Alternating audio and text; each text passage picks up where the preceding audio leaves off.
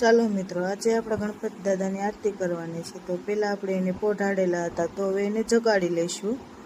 પછી આપણે એના જે જૂના હાર પહેરેલા છે એ ઉતારી લઈશું અને નવા હાર પહેરાવી દઈશું।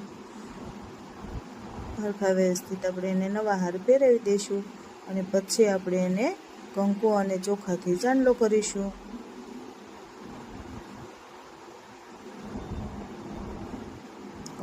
કંકુ લગાવ્યું, હવે ચોખા લગાવશું।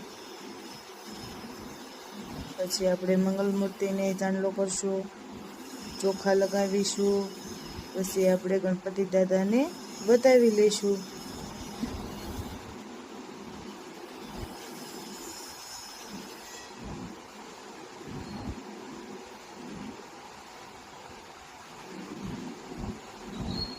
હવે આપણે આરતી તૈયાર કરીશું ગણપતિ દાદાની। પછી આપણે આરતી ઉતારીશું। હવે આપણે ગણપતિ દાદાની આરતી શરૂ કરીશું।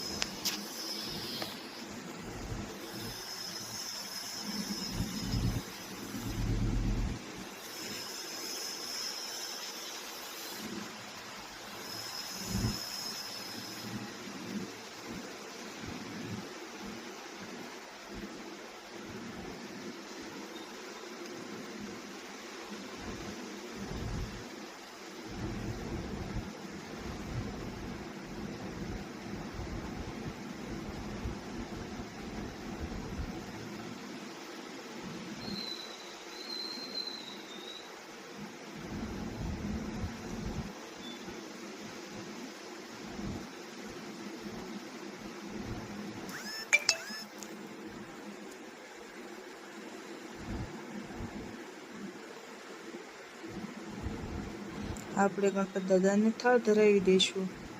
આપણે એનો થાળ કાઢીએ।